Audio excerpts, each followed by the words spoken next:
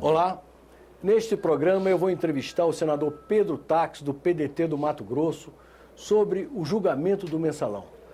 Senador, o que o senhor está achando do julgamento do Mensalão? Eu estou achando um misto de tristeza e alegria. Tristeza porque nós, e o Supremo comprovou depois da denúncia do Procurador-Geral da República, que uma quadrilha se adonou de parte dos poderes da República. Ali nós temos membros do Poder Executivo comprando parlamentares, comprando consciência de parlamentares. Isso é triste, mas a alegria é que as instituições estão funcionando. A CPI do Mensalão funcionou, né? O Ministério Público, depois do trabalho da Polícia Federal bem feito, o Ministério Público Federal, através do Procurador-Geral da República, apresentou a denúncia e o Supremo Tribunal Federal está condenando essas pessoas porque existem provas. Falar diferente disso é desespero de quem está sendo condenado. Nós temos que entender que as instituições estão funcionando na República e isso é muito bom para o Estado Democrático de Direito. Você não acha que as penas foram muito duras? Muita gente está achando que houve um certo exagero. Eu nunca vi ninguém reclamar de pena dura quando quem é apenado, penalizado é um pobre. Agora, quando é um político, um cidadão famoso, aí você reclama que a pena é dura. Isso mostra que o direito penal tem que sair da senzala, entrar na casa grande. Isso prova que o direito penal não pode ser igual à teologia da libertação, que faz opção pelos pobres. Houve investigação pela CPI, pela Polícia Federal, fatos foram comprovados, o Procurador-Geral denunciou, houve direito de defesa, o devido processo legal foi praticado, né? Direitos foram preservados. Agora, a pena é aquela pena estabelecida no Código Penal. Os ministros do Supremo não deram nem a menos, nem a mais do que está previsto na legislação. Se alguém entender que as penas estão exacerbadas, altas, deve apresentar um projeto de lei ou na Câmara ou no Senado para que nós possamos diminuir pena. Aqui está escrito no crime desde 1940. Isso não é recente. O crime de quadrilha ou bando é desde 1940. O crime de corrupção também. 72 anos e agora estão reclamando que a pena é alta. Mas a gente sabe que esse tipo de prática política não surgiu agora. Por que o Supremo não agiu oportunamente, com toda essa presteza, todo esse rigor, em outros casos, o tal do Mensalão Mineiro, por exemplo? Eu não sei, porque eu não respondo pelo Supremo. O que eu penso como parlamentar é que a limpeza da política nacional não deve ficar só nestes partidos. Nós temos que julgar, o Supremo tem que julgar o Mensalão do DEM, o Mensalão do PSDB, ao que consta o DNA, a genética deste Mensalão que está sendo julgado, surge em Minas Gerais com o próprio Marcos Valério. Agora, eu não defendo que nós tenhamos que apagar o que ocorreu agora porque o outro não foi investigado. Isso não é republicano. Eu defendo que todo lixo possa ser retirado debaixo do tapete, mesmo se esse lixo foi podre, for fedido. E nas redes sociais há um certo acirramento de ânimos, não sei se o senhor está acompanhando, no Facebook principalmente, muita gente considerando que o Supremo virou um tribunal de exceção.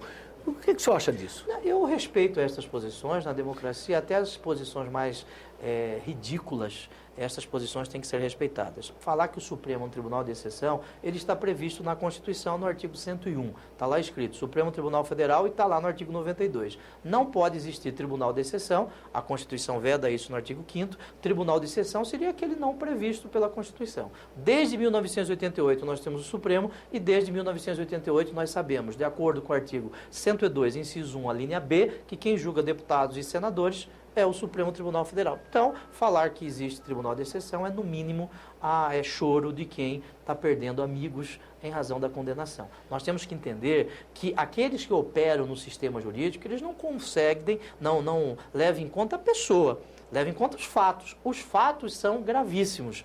Isto o PGR colocou na denúncia e o Supremo assim entendeu. A pessoa tem que ser analisada no momento da dosimetria da pena. E isso está sendo feito. A história da pessoa, ninguém está julgando a história de quem quer que seja. O que estão sendo julgados são fatos.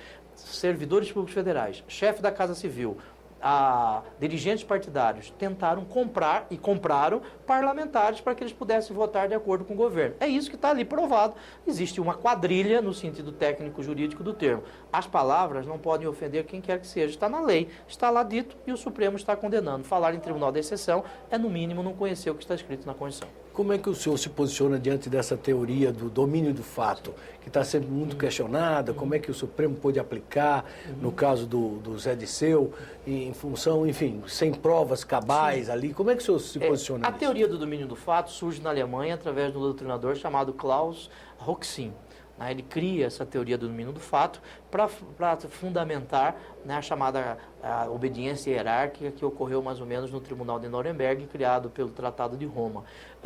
Esta teoria do domínio do fato, realmente, ela não exige, ela exige que aquele que na cadeia hierárquica exerça o comando, ele possa as circunstâncias exteriores da sua conduta devam ser demonstradas. E o Supremo e o Procurador-Geral da República, eles acataram a teoria do domínio do fato e isto restou demonstrado através das circunstâncias exteriores. Por exemplo, no caso do Zé Dirceu, ele marcou encontro em Portugal com o Marcos Valério, que foi lá representando o Brasil. Veja se um cidadão desta categoria pode representar o Brasil em Portugal em reuniões oficiais. Isso ficou demonstrado nos autos, documentos restaram demonstrados nos autos. Portanto, a teoria do domínio do fato não é algo novo no Brasil, já existe no Código Penal desde 1984, quando se fala no seu artigo 29 a respeito da participação. Isso existe, nós precisamos entender que esta teoria precisa de comprovação, e o Supremo comprovou isso. O senhor não tem, então, nenhuma ressalva ao julgamento? Nenhuma ressalva. Aliás, eu entendo que o Supremo deveria prender essas pessoas condenadas. Eu entendo que o Procurador-Geral da República está correto. Nós não estamos julgando no Supremo agora um partido político. O PT não está sendo julgado. O PT não pratica crimes. São pessoas que, porventura, eram dirigentes do PT, que estão sendo condenadas. O Supremo está cumprindo a lei e cumprindo a Constituição. Nós temos no Brasil de respeitar as instituições. Infelizmente, no Brasil, nós não respeitamos as instituições. O Supremo tem que ser, sim, respeitado. O ministro Joaquim Barbosa está sendo criticado com críticas até em relação à sua cor, à cor da sua pele. Isso é autoritarismo. Nós temos que respeitar o ministro Joaquim Barbosa, respeitar os ministros do Supremo Tribunal Federal. É assim que se constrói uma república. Eu defendo o julgamento do mensalão do PT, do PSDB, do DEM, do PDT, o partido que eu faço parte, desde que exista. Nós não podemos proteger os amigos e nem prejudicar os inimigos. Mas o senhor é a favor da prisão imediata, mesmo antes do julgamento dos embargos? Os embargos infringentes e os embargos declaratórios que estão previstos no regimento do Supremo Tribunal Federal, eles não mudam a situação fática.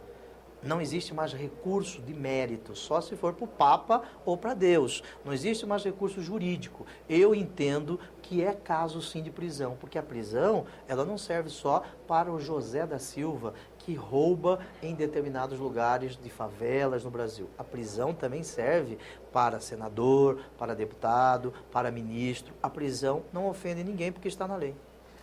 E o que o senhor achou da declaração do ministro da Justiça de que a condição das prisões brasileiras, das penitenciárias, é uma condição tão terrível que ele preferia morrer?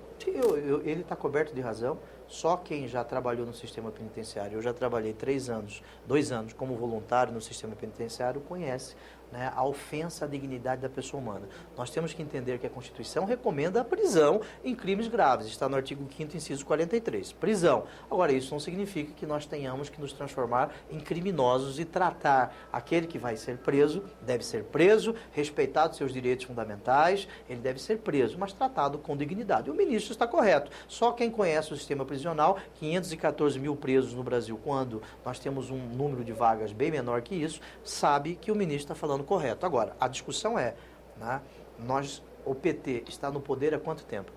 8 anos do governo Lula, 2 anos, quase 2 anos da presidente Dilma. O ministro é ministro do governo. Ele disse isso como um intelectual, como um professor. Agora, o ministro tem obrigação de buscar meios para que este terrível mal possa ser superado. O senhor acha que esse julgamento vai produzir efeitos no aparato judiciário brasileiro, efeitos positivos? Até que ponto? Eu entendo que sim, porque essas decisões do Supremo, elas farão coisa julgada, depois ela se transforma em jurisprudência. Isto será obedecido por outros juízes em situações análogas. Isto prova que o sistema se encontra funcionando. Muito obrigado pela entrevista. Muito obrigado. Vocês acabam de assistir uma entrevista com o senador Pedro Taques, do PDT do Mato Grosso, sobre o julgamento do mensalão. Aqueles que quiserem encaminhar sugestões, comentários ou críticas, podem ligar no Alô Senado, no 0800 61 2211, ou acessar o nosso portal na internet, no endereço www.senado.leg.br/TV. Até um próximo argumento.